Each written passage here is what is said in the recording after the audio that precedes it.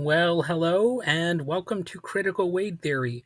So, in this episode, I'm traveling to the heart of Avalon, Mississippi. Well, okay, I'm not going there literally, but thematically. Home to one of the most beloved and quietly revolutionary figures in American music, Mississippi John Hurt.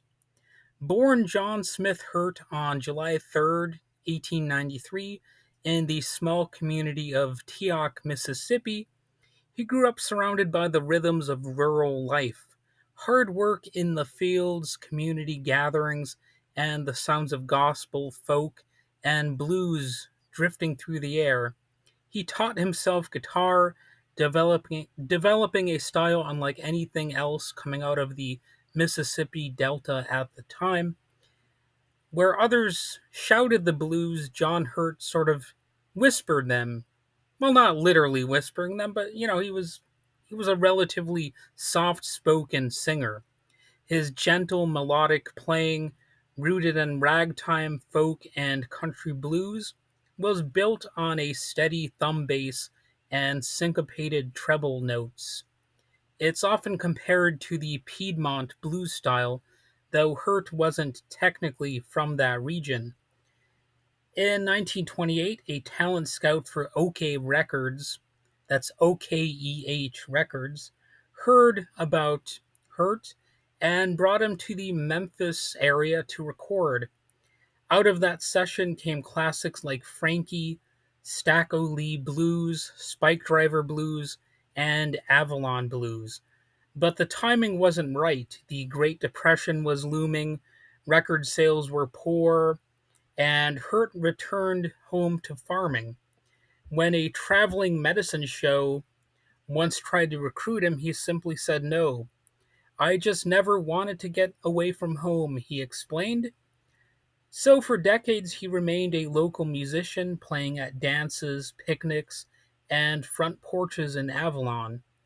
And then, 35 years later, fate called again, and his soft guitar playing was going to find a larger audience.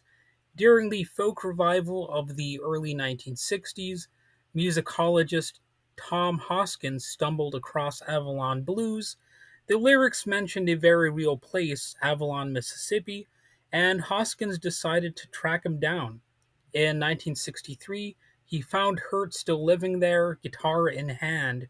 Hoskins brought him to Washington, D.C., and almost overnight, Mississippi John Hurt became a sensation.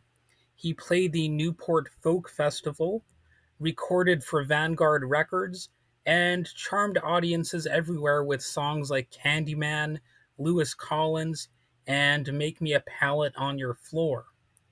Hurt wasn't just a blues man, he was a bridge between genres. Folk, blues, Americana all found a home in his music. His soft spoken delivery and intricate finger picking proved that the blues could be tender and precise, not just raw and raucous. Sadly, his second act was short. He passed away in 1966, but by then he had inspired a generation of folk musicians and, yes, rock guitarists as well. And today his songs remain staples in the American songbook, studied and played by guitarists around the world. So Mississippi John Hurt showed us that you don't have to be loud to be heard, that grace, skill, and sincerity can carry as much weight as any shout. He's a reminder that sometimes the quietest voices can echo just as long as the more boisterous singers out there. Well, that's about all I need to say about him. Definitely check his stuff out. Thanks for listening. If you want to hear more, maybe I could uh, create a playlist of Mississippi John Hurt's essential recordings. Boy, I kind of mangled talking there. But anyway, you can find his music on YouTube or a lot of other places, of course. So I probably won't need to do that. But if you're interested, I could compile make a compilation of my favorite Mississippi John Hurt songs that I've heard, and I could direct you to that if you are so inclined, or maybe just a compilation of different blues songs that I like, you know?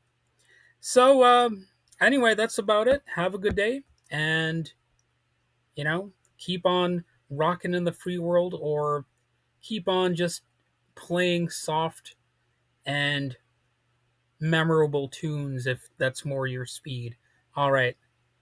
Bye bye.